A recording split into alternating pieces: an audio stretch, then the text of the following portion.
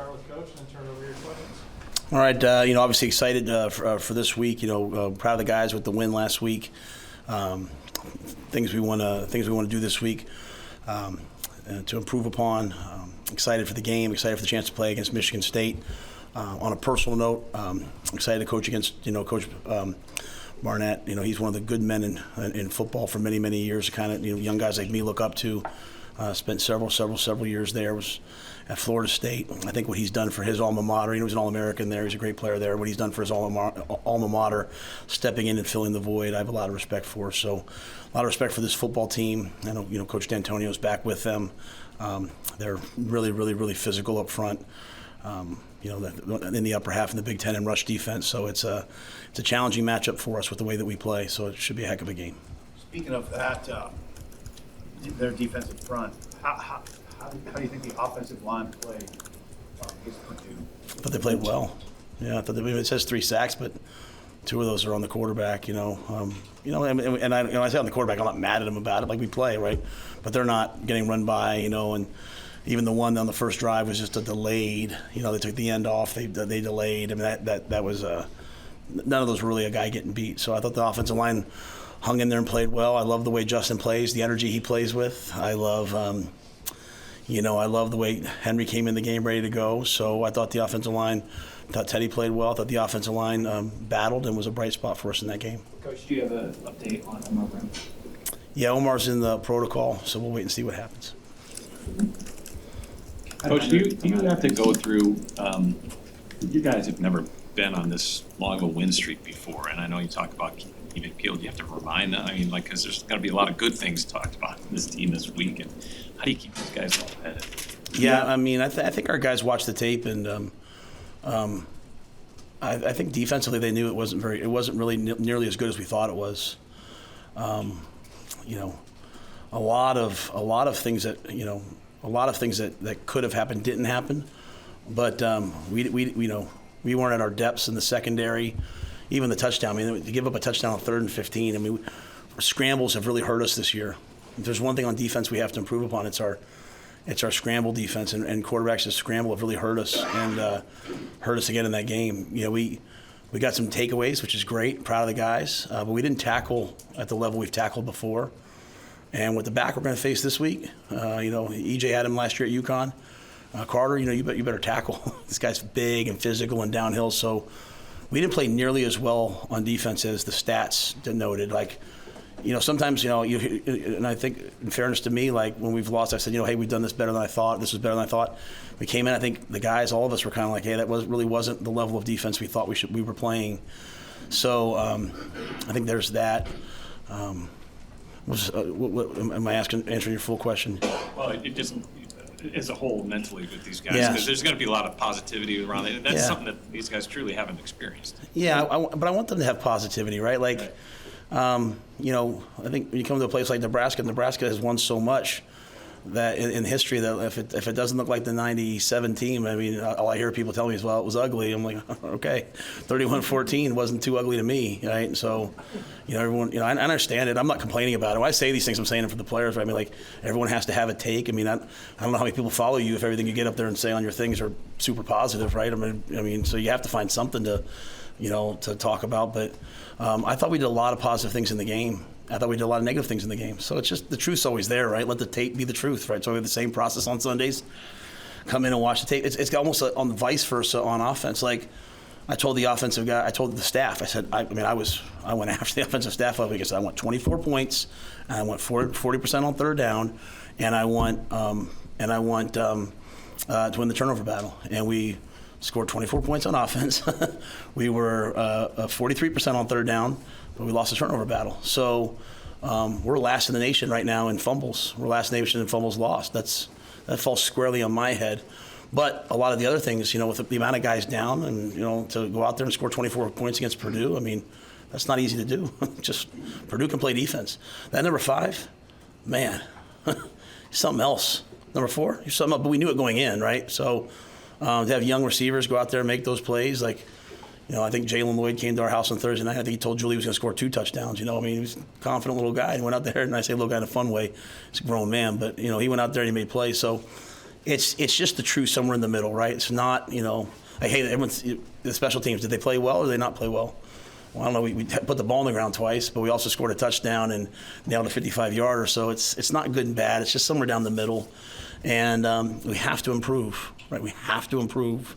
We have to improve because these games are going to come down to the fourth quarter, and there's things that we can do better. Being 5-3 and being -9 in turnovers is a testament to what?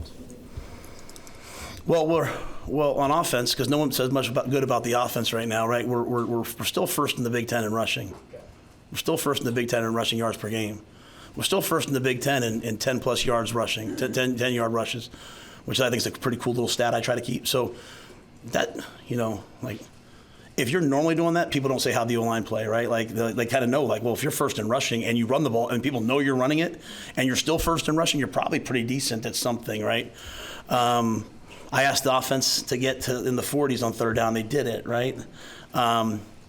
So, I think there's kind of those things. So anytime you're first in rush offense and you're first in rush defense, like, what people say ugly, I think is tough. Does that make sense? Like, whereas people might say, hey, you guys are winning ugly. And trust me, I do know it's ugly. So I'm not saying that. I'm as upset as anything. But the flip side of it is I just think we're kind of a tough team. I kind of like our guys. I think we're kind of a gritty, tough team. And I kind of like running the ball and stopping the run. I kind of think that's pretty cool. You know what I mean? So I think it's a testament to that. I think it's a testament to winning the time of possession. I think it's a testament to playing well on special teams and you block a punt 1 week, you block a field goal 1 week, you score on special teams 1 week. I think it's kind of a testament to that. And what's unique, too, is that we're third, and this could be wrong, so if it's wrong, don't say I lied, just say I was wrong. But I believe we're third in yards per completion in the Big Ten at 12.6, which would usually say, hey, you know what, you should probably throw it a little bit more. And you know what? You're up 21-0 in that game, and we're controlling the game. I'm kind of like, hey, let's just put these guys away. Got too late. We got to some of the inside zone slices that won the game at the end. Great job by Donnie saying, hey, I got the play. Flipped it to the field. Sack called it, and Emmett split it. Probably, if I could go back, we could have got to that earlier. But I think it's just a testament to, like, hey, we're a physical, tough team. You got to want to play us. But we will always have trouble with other tough teams. Michigan State's a tough team. So that's why I think this will be a battle. And I think it'll be a real battle. How did Harvard come in on Sunday feeling after some of the hits that he took? I don't think he felt real good. Yeah, I mean, I love the guy. I love the competitor, right? I kind of said to him what I said to you guys. I didn't want to say anything in here that I wouldn't say to them. I said, well, if the one was your own dang fault, right? Like, and he said, Coach, that guy could have come off the sideline for all I know. I didn't see him. So, I mean, I love the competitor. I think he's caught in the middle right now, and I have to do a better job as a head coach sometimes of, hey, I don't want to slide. But he kind of slows down right before contact. The week before, I thought I was hesitant. This week, I think he's just not quite sure what to do, and he hasn't played a super ton. So we're going to work on that this week because both fumbles, the play was dead. He knew he was done. We just probably needs to get down on those plays, and not because he's a sheep, but he just probably needs to skip a rock and get an extra yard, and we'll just play 2nd and 9. So we're trying to make sure as a staff, like we took a lot of time this morning as a coaching staff to go back through ourselves. And hey, what are the things that are happening, and how do we fix those, right? But he's a little bit beat up. But you know what? He's the quarterback in Nebraska. I know you've been in this league only, I don't know, 6 weeks or whatever it is, but you've watched probably all of the teams. The defenses in this league are just way ahead of the offenses statistically. Why do you think that is? I don't think people understand or value. Maybe we do here, but across the country, the impact of the weather in some of these games and the winds. Like, I mean, those winds, like the ball Tommy picked off. Tommy's gonna want to fight me, but like he threw that into the wind. Now they got behind us a couple of times. They threw another ball. They got behind Giff and cover 2. Giff's a middle run through the two cover 2 safeties jumped 12-yard route. Same thing happened against Michigan.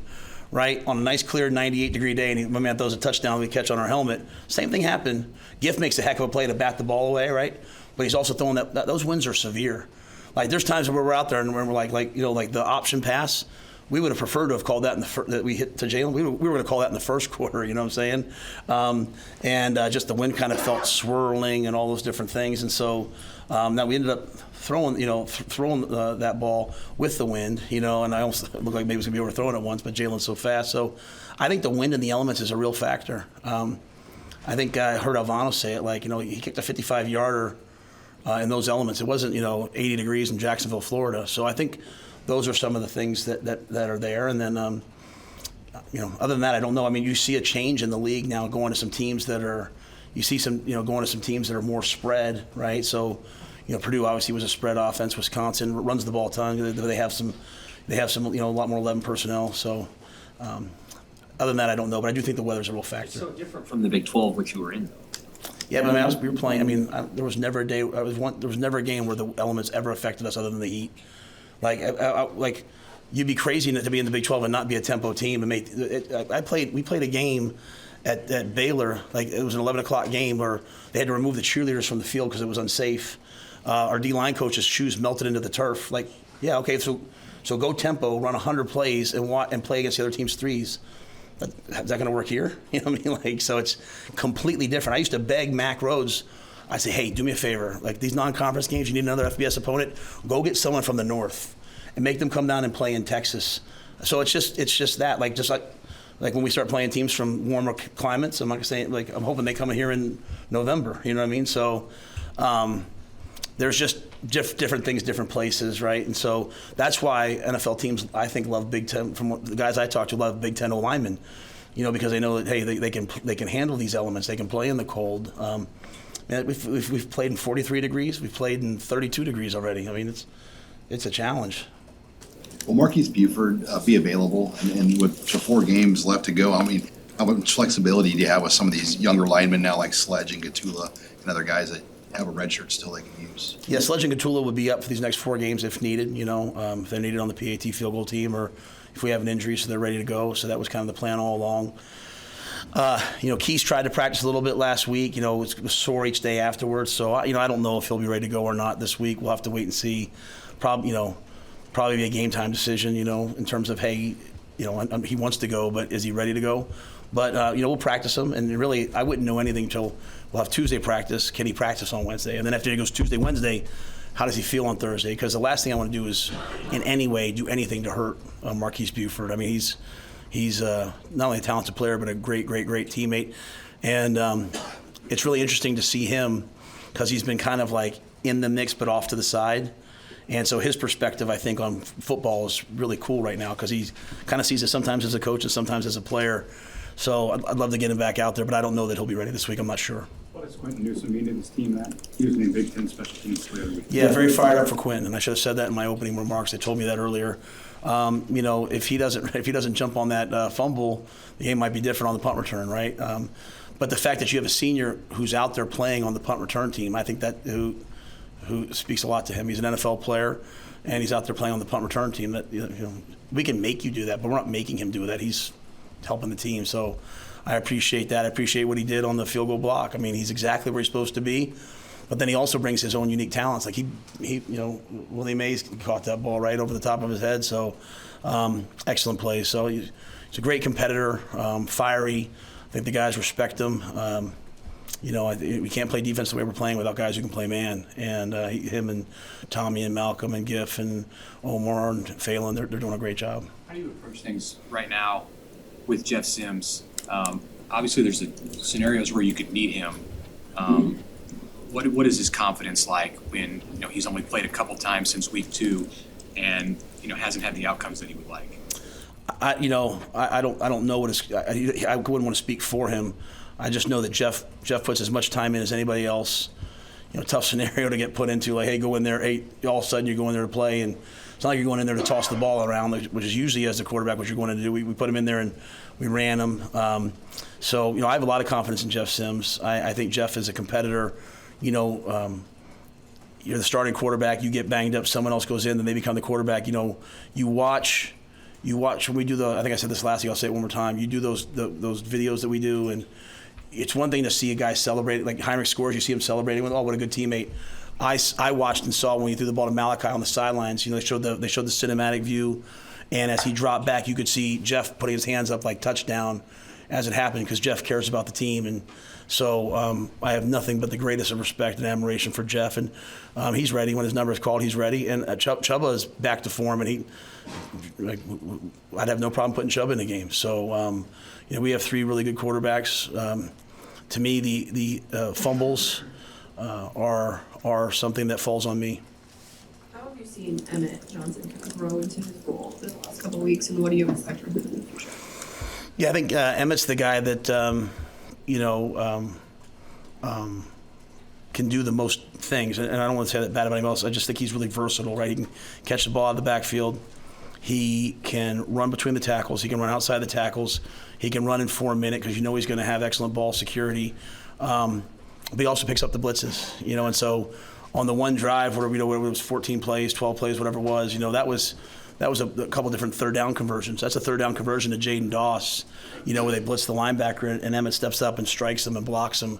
So I think Emmett just does whatever's needed. And I was happy that he had the long run because, it's one thing to be, hey, I can do everything, I'm sturdy. But when you realize, hey, I can make people miss and go too, then it changes everything. So that's a talented running back room we have. We need to get more out of the room, and that's not them, that's us as coaches. Utilizing those guys. Like Fleece came in and was like a shot in the arm, and then we just didn't get back to it enough. Now obviously, if you punch a guy and it costs us 15 yards, that's a problem, and Josh knows that. But I think we just have a lot of good players in that room, and Emmett just being really versatile to help us in a lot of different ways. Going back to your time at Temple and Baylor, your first year here, you've already exceeded their win totals in the first year at those places, but now you're kind of hovering around the success and the wins that you had in the second years at those programs. Is there any similarities between your second years at Temple and Baylor compared to your first year here in terms of just the teams? I think the difference there those years was we were very up and down week to week, right? Like, we'd win a game. Like Baylor the second year, we'd win a game, we'd lose a game. Like we lost 66-33 at Oklahoma, and Lincoln Riley, the good man that he is, basically took a knee to not make it 70. Kyler Murray's the greatest player I've ever seen on the football field. We hung in there for a long time, and they just took off. And then we came back the next week and we beat upset Kansas State. And then we go to West Virginia, we get our brains beat in on a Thursday night, and we come back the next week and we upset Oklahoma State. So it was just, we were very much like this, like trying to learn how to win. Whereas these guys, and at Temple, I can't remember the second year, you have to forgive me. I think we had like a run, I think we got off to a really good start. I think we were 4-2, and then we just fought to get wins down the stretch. I think the difference with these guys is they understand the process, and they're much more process oriented. Right, like these guys, like they do exactly what we ask. They are bought into what we're asking them to do, and so my challenge to them has been for the older guys.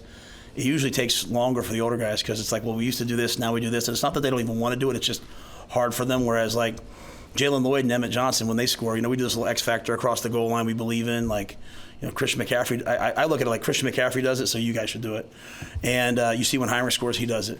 You see when Jalen scores, he does it. You see when Emmett scores. So the young players, it's just kind of all they know, and this is the process. The older guys have to kind of learn a new process, and my challenge to them has been, man, double down on it one more time here and see what you can do. See if you can go get another win this week. See if you can go 1-0. Truly be 1-0 mindset, right? Truly, don't say, we'd love to get X, Y, and Z done, but we're going to try to go 1-0 this week. Just truly buy into that process of, man, what do we have to do this week to play well? So they're far ahead of where we were in our second years at Temple and Baylor. What is the X factor you're talking about? Yeah, we just, we hold the ball. They say 4 points of ball security. We talk about a fifth point, when anytime you're in traffic or in 4 minute, the Minnesota fumble, the Illinois fumbles, those all should have been a fifth point of ball security. So we call it the X factor because you're making an X, right? And so anytime you're going to hit me, and I always want the ball in the opposite arm so I can stiff arm you and protect myself. Anytime that my arm's here, I go to X factor. So Heinrich, the guy was to his arm, he should have just gone X factor and that wouldn't have happened, right? So it's all technical. It's not that the guys don't care. It's all technical. A lot of our fumbles have come from snaps. It's all technical. It's seeing the ball in, it's making a good snap. So it's just what we do is we always say, hey, when you break a long run, right? When you break a long run, like if there's any chance they have to knock the ball, they're running from behind. It's always the guy you don't see. So we just X factor going across the goal line, and it's just a statement that hey, anytime we're inside the 5, we're going to do that. So we still have guys, some of our older guys, they still want to reach the ball across the goal line. They still want to do those things. Our young guys know that that's not what we do, and so I mean, my wife told me I'm a jerk because I yelled at Quentin and Tommy for high five, and she's like, "Oh, they're having fun." And I'm, just like, there was not too long ago, you guys were asking me about all the close losses, like, oh, the close losses. The close losses come from reacting instead of having a process. Like, this is what we do. We do this, and just do it even when you think it's stupid. So when I see Emmett and Jalen do that, I'm proud because it's like, hey, they're just doing what we do, not making a decision. Should I do it now? Should I not do it then? And to me, like, we've gone from talking about close losses to ugly 31-14 wins. Now this could be a close loss this week, so we have to fight the fight of the process, and that's and the process sounds so stupid, but it's just really just doing what we're supposed to do. Hey, you've been in this facility now for 2 months. What do you like most about the new building?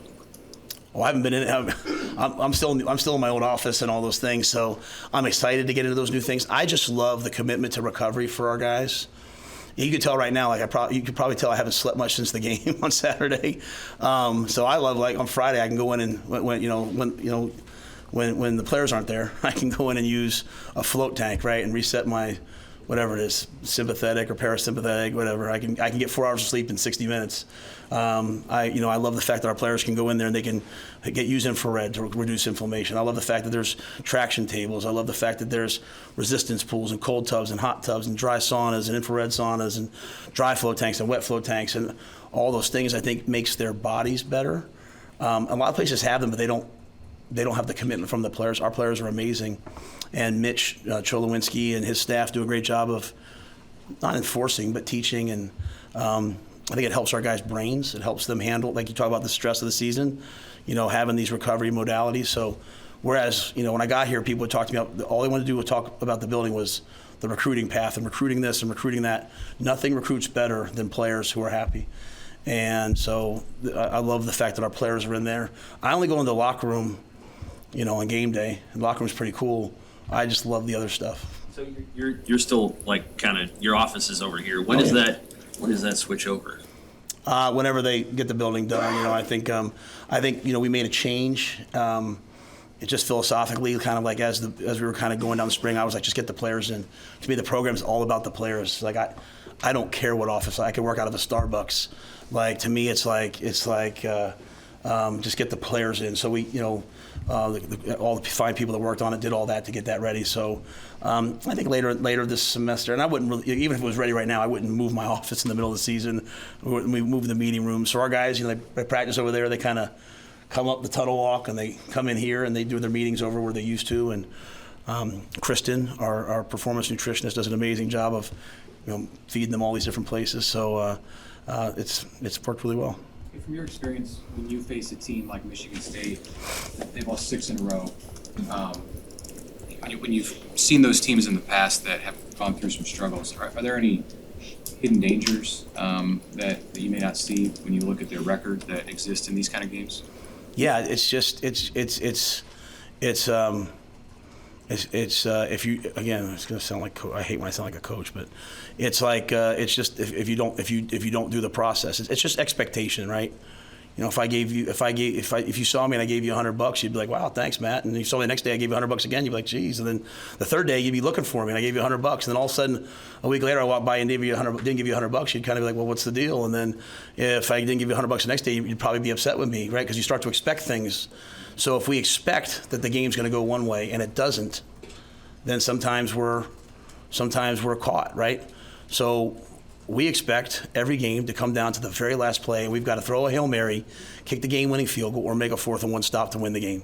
And that way, nothing ever bothers you. Hey, we're expected to be down 21-0 going into the fourth quarter, and we're going to go rally, and we're going to win 22-21. Like it's just what do you expect? And so when you look at people's records, if they have a great record, sometimes you're like, oh, geez, this is going to be really hard. You expect it, and then all of a sudden, sometimes you miss an opportunity to go play well. When you look at people's records, you say, oh, they haven't won. You expect, the opposite. Like, I knew Northwestern was a good team.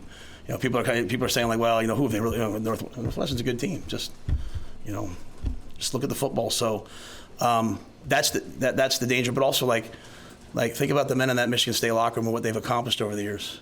Think about the last time we went there, right? We had it almost won, and we lost it in the fourth quarter, right on special teams play. So think about like I said, think about Coach Barnett, All-American there, spends 15 years of service, steps in as the interim head coach. Maybe he'll get the head coaching job, I don't know, but his last game as head coach, this is their last game at home. How would you coach? You know what I'm saying? How would you play if you're senior? If you're those seniors and you didn't go in the portal and you decided to stay and fight for your team? Like I said the same thing about Northwestern.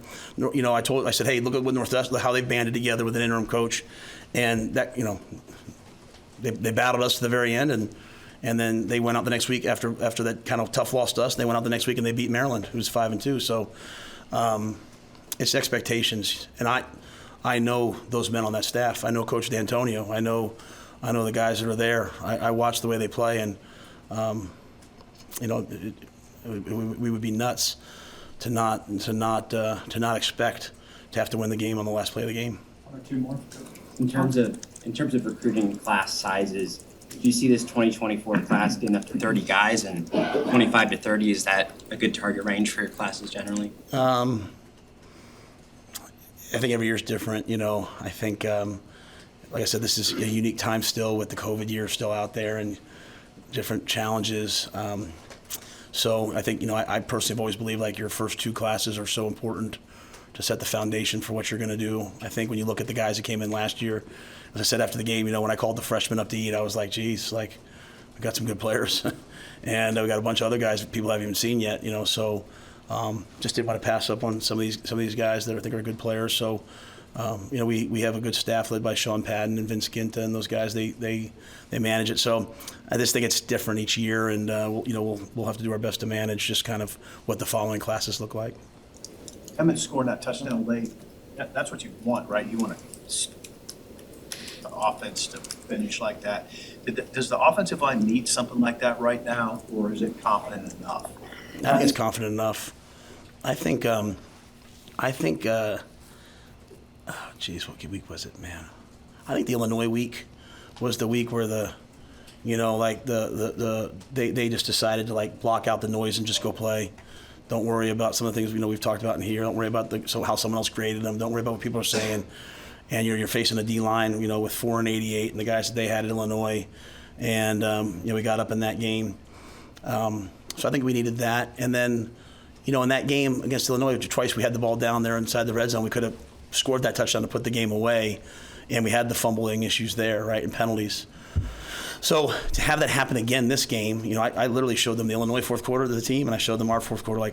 We haven't improved it until we hit that play, right? And so to hit that long run, we talk about a fourth quarter shutout a lot. That's one of the goals of our program, and that includes 75 yards rushing in the fourth quarter. I don't have it in front of me. I think Sean said it at the time. It was 76 yards rushing in the fourth quarter that we had. That's a big deal, right? That's a really big deal. So, that's kind of like, to me, running the football. Like you stick with it, you stick with it, you stick with it. We've been lucky with some explosive runs, but you stick with it, and then hope in the fourth quarter that, you're kind of in better shape, or that your work that you put in, the way we practice.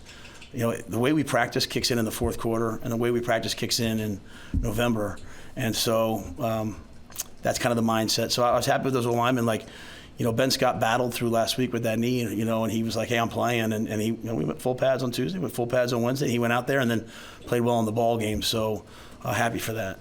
We're going to talk to Ed tomorrow. What do you think about the focus and improvement that you've seen on special teams this year? I think Ed does a phenomenal job. For many years, I didn't have just a special teams coordinator. I had a guy who did that and coached something else, and Ed did it for me.